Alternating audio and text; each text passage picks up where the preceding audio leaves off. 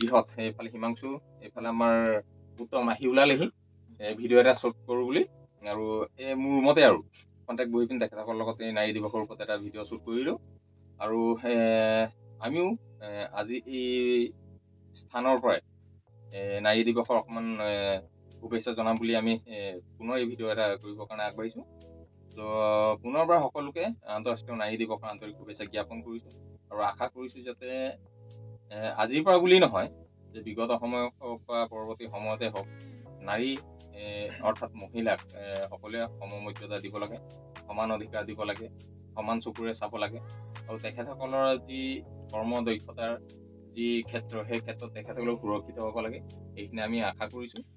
আৰু যাতে আমি এনেকৈ বহুত দেখি আহি আছোঁ যে বিগত সময়ত বিশেষকৈ নাৰীৰ ওপৰত নিৰ্যাতন হোৱা, নাৰীৰ ওপৰত বিভিন্ন ধৰণৰ অত্যাচাৰ হোৱা এইবিলাক সমাজত হ'ব নালাগে।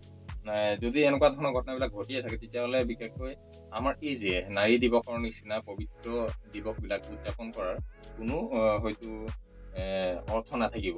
সেয়েহে আমি সকলোৱে প্ৰতিজ্ঞাবদ্ধ হ'ব লাগে আৰু বিশেষকৈ মহিলা বা নাৰীক প্ৰতিটো মুহূৰ্তত তেখেতসকলে যি উপযুক্ত সন্মান অধিকাৰ বা তেখেতৰ যি মৰ্যাদা সেই মৰ্যাদা দিব লাগে। তো পুনৰবাৰ সকলোকে নাৰী দিৱসৰ আন্তৰিক শুভেচ্ছা জ্ঞাপন কৰিলোঁ। হিমাংশু কিবা ক'বা নেকি? কিন্তু কম সেইটোৱে আৰু যিহেতু আমাৰ সমাজত বৰ্তমান নাৰী নিৰ্যাতনক লৈ বহুতো কেছ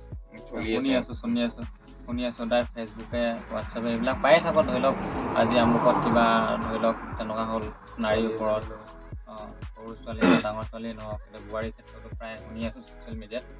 তো সেইবিলাক একচুৱেলি হ'ব নালাগে। তো আমাৰ ফালৰ পৰা সেইটোৱে কৈছোঁ যাতে নাৰী পুৰুষ যিহেতু সমমৰ্যাদা যিহেতু পাইছোৱেই, সেইটো কাৰণে সকলোৱে মানে সমান চকুৰে চাব লাগে। মহিলা বা ছোৱালী যিকোনো নহওক চবকে সমান চকুৰে চাব লাগে। ৰাস্তাই যোৱা য'তে যোৱা সমান চকুৰে চাব লাগে। তাকে আজি এই 8 মাৰ্চৰ দিনাই আমি যিহেতু আপোনালোকক কৈছোঁ যাতে কোনো তেনেকুৱা ধৰি লওক মহিলাক লৈ বেয়া